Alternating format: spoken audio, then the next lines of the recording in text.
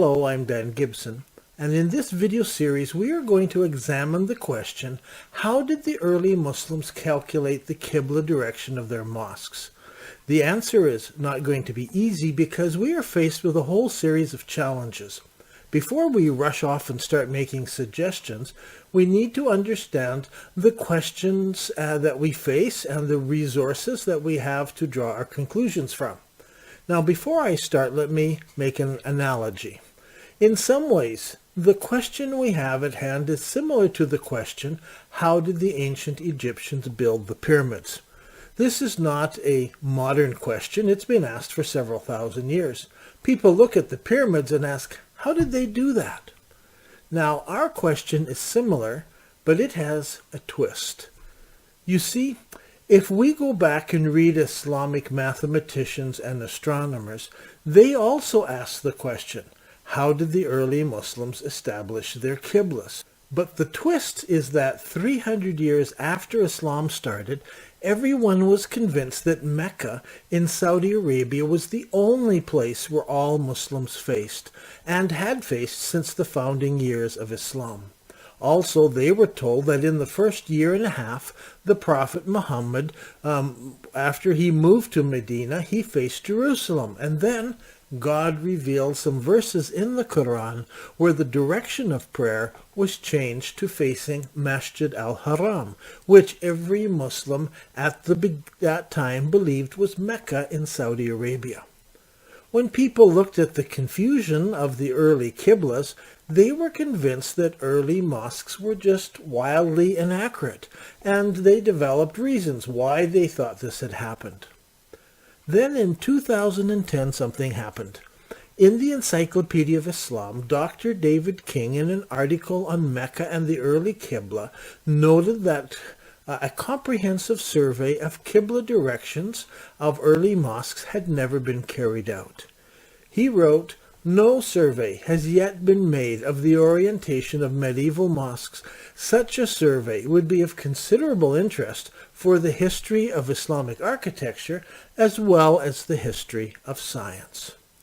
And so I began my own private survey of the earliest mosques from the founding years of Islam. I was especially interested in the first 2 centuries of Islam, but I also added some significant mosques from the 3rd century of Islam. I began with the very first mosque built in Medina, the Prophet's Mosque, the Qibla Mosque, and the Qiblatain Mosque. Then I discovered over 130 mosques built during the first 200 years of Islam. But that time and afterwards, the way mosques were constructed and the orientation of mosques, it changed over time, but eventually it was solidified. Now, the number of early mosques, there's a number of them that could not be used for research because the original mosques had been torn down and totally replaced, obliterating any evidence of the original mosque. But many mosques and places of prayer survived, and we can examine the original foundations. From my survey, it became apparent that there were 4 different options that Muslims used when orienting their mosques. As I pointed out in the documentary film, The Sacred City, the earliest mosques seemed to face the city of Petra in Jordan. In my books, Quranic Geography, and later in Early Islamic Qiblas, I presented 50 further arguments from history, from Islamic literature, and from other sources that support the 4 Qibla idea.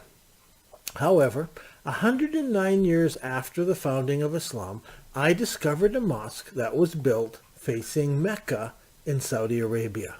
I searched everywhere for an earlier mosque, but so far I have not been able to find any conclusive evidence that an earlier mosque was built facing Mecca in Saudi Arabia.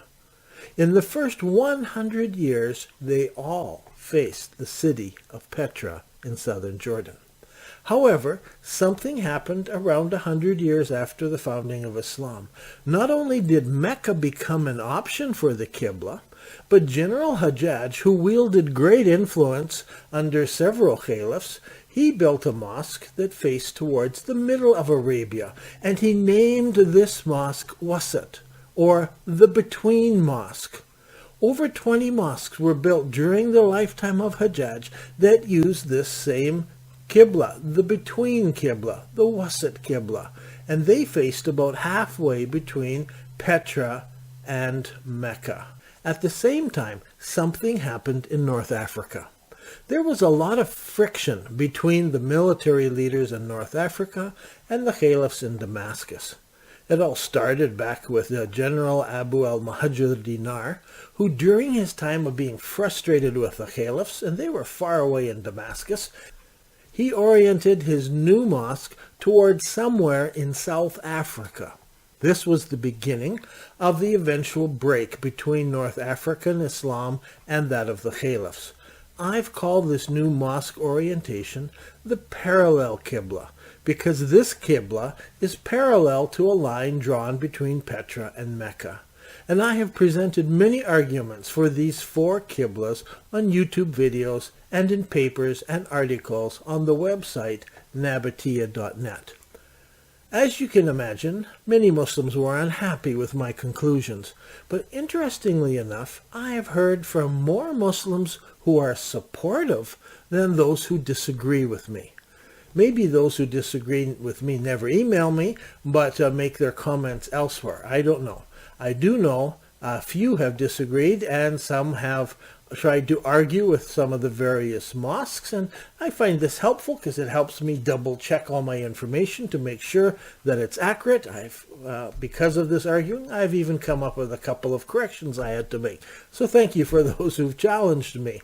But one of the early arguments that was used by Muslims was that these are simply erratic Qiblas because they couldn't figure out. And so they conclude that all Muslims between 600 and 800 AD lacked the ability to establish an accurate Qibla. And so the challenge for me is to prove that those early Muslims could establish accurate Qiblas.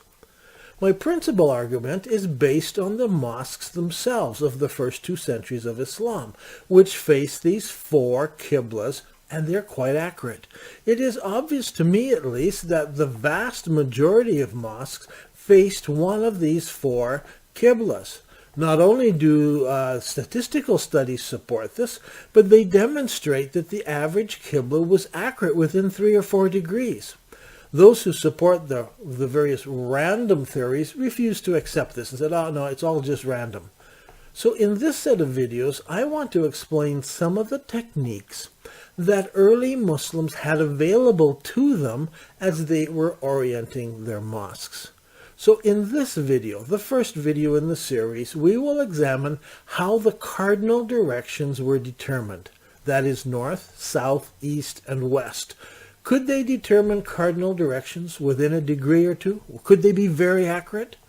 First, let's discuss a little bit of the resource material. Where do we find the resources that we need to answer these questions? And first, I must acknowledge that we are missing some key evidence that we need, just like trying to figure out how the pyramids were built. Because sadly for us, just like the building of the pyramids, there is little or nothing available from the period of time in question. Most of the mosques we are dealing with were built between 626 and 726 AD. That's from 5 after the Hijrah to 107 after the Hijrah. We have no Islamic literary sources from this time period. None whatsoever. 100 years and not a single Islamic book or manuscript exists from this time period except some pages of the Quran. For example, the bits and pieces found in Sana'a in Yemen have been carbon dated to somewhere between 570 and 665 AD. Now remember, carbon dating always gives us a range of dates. You can't arbitrarily choose one end of the spectrum or the other end. The most accurate is the middle date, given or take a few years. In this case, it's 50 years on either side of the date. Now remember, those dates provide us information about when the animal was killed. After that, the skins were dried, they were cured, they were treated, and then they were available for writing on. Now, how long they hung before somebody bought them and used them for writing material is anybody's guess.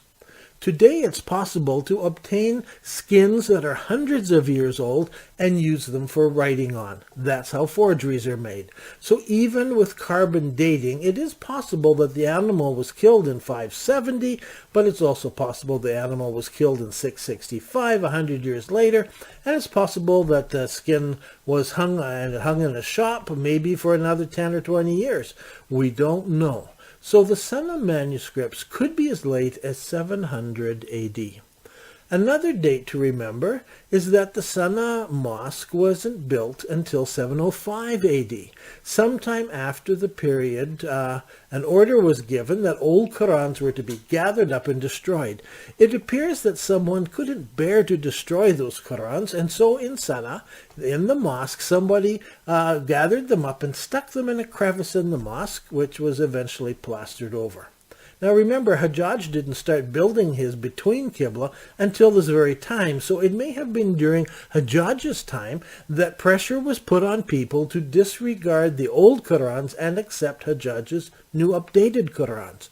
So dating the gathering and destruction of the Quran is not exact because it appears to have happened several times in early Islamic history. Now, we must not get sidetracked with this issue. Needless to say that the Quran existed in some format, but we have no other Islamic written materials from this time period. Now, we cannot say that there's nothing written from this time period because we do have some graffiti, and as well we have some normal items such as tax bills, receipts, some letters, some other items that were written. So there are very few and scattered material, but there is some. But we have no books from this time period, and especially we have nothing that explains how the Qibla direction was determined. So, what information can we use? Well, what do later Islamic sources tell us? How much later are they? Are they guessing, or do they know for sure what happened? Is their information correct? Some people turn to the medieval mathematicians, but I prefer to turn to the medieval navigators.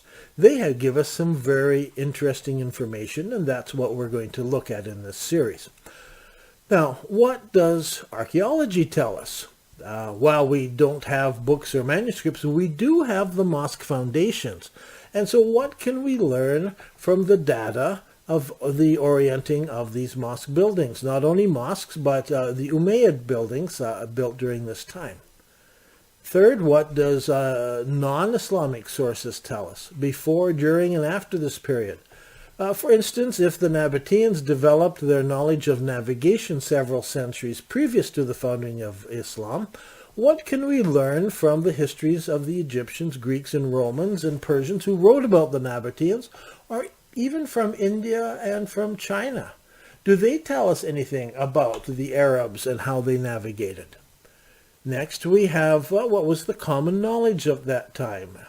And then fifthly, was there any specific knowledge that the Arab Nabateans knew? How advanced was their science of navigation? How far had they traveled?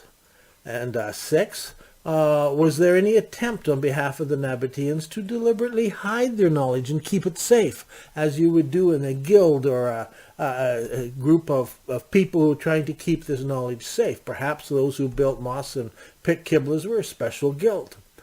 There's lots of questions, and so it's important for us to understand the larger picture as we tackle the specifics of Nabatean and later Arab navigation. So the first issue I want to deal with is, could the Arabs at the time of the founding of Islam accurately determine the four cardinal directions, north, south, east, and west? Several people have written me, and they've asked about the magnetic North Pole. Since the magnetic North Pole has shifted over the years, would that not have affected the Qibla direction? Now, this question assumes that the Arabs setting the Qibla were using a magnetic compass to find the North Pole. However, from history, we learned that compasses were not generally known in the Middle East until 600 after the Hijrah, or around 1200 AD. The mosques built during the first 100 years of Islamic history were built hundreds of years before this. So since the magnetic compass was basically unknown at the time, The shifting of the magnetic North Pole does not play a role in finding the Qibla direction. So how did they find true north? How accurate could they have established north and south? Could they get it right on? Or would they be off by some degrees? And if they were off on the cardinal directions, then would that not affect all the other calculations? So let's start with the method used by the Egyptians, the Greeks, and the Roman builders. For instance, when building the Great Pyramids in Egypt, the builders oriented the pyramids so that the four corners face north, south, east, and west. It is so close that the Great Pyramid is only 0.067 degrees off. How could they do that? This was several thousand years earlier than the first Muslims. Now, historians have suggested several solutions, but the simplest can be illustrated with a stick stuck in the ground. There are two papers that should be read on this topic. The first is by Martin Isler. That paper is called An Ancient Method of Finding and Extending Direction. Martin presents a method of finding the cardinal directions using nothing less than a stick and some string and some time. Today, the method has been used by hikers, hunters, and explorers, and it's been used for many years. It's a well-known method by people who go out into the wilderness. Now, the second paper about this adds something to what Martin Isler describes in his first paper. That second paper is called Occam's Egyptian Razor, the Equinox and the Alignment of the Pyramids by Glenn Dash. Now, Glenn Dash presents several methods, but let's just look at how he describes the ancient method mentioned by Martin Isler. In the morning, the builder architect would go out and put a straight pole in the ground, straight up and down, and start marking the end of the shadow as it moves across the ground.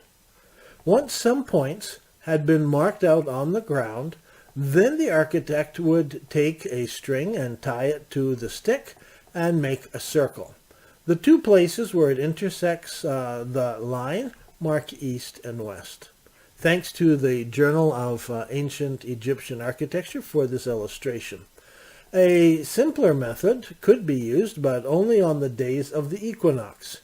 So if they chose to do this when there was the equinox, that's the longest and shortest days of the year, here the shadow of the stick in the ground would make a straight line very near north and south. And so thanks to Wilma Wetterstum for this illustration. It is believed that Egyptians used this method since the Old Kingdom period in Egypt. That's the 3rd millennium BC. Now, one more thing. Once they had a line that marked true east and west, they needed an accurate right angle. This was done using two circles. They could have marked two identical circles by choosing 2 points on the east and west line. The intersection of the two circles would then provide a right angle. Some doubt of this method has been expressed because of the elasticity of string or rope used to stretch the circles, and so they'd say that might make it inaccurate. However, at Khufu's pyramid, there is a number of post holes dug that seem to have been used to draw such circles. So the method cannot be ruled out. Furthermore, the Egyptians may have used a rod or some other solid device rather than a rope or string to draw the circles, thus eliminating elasticity.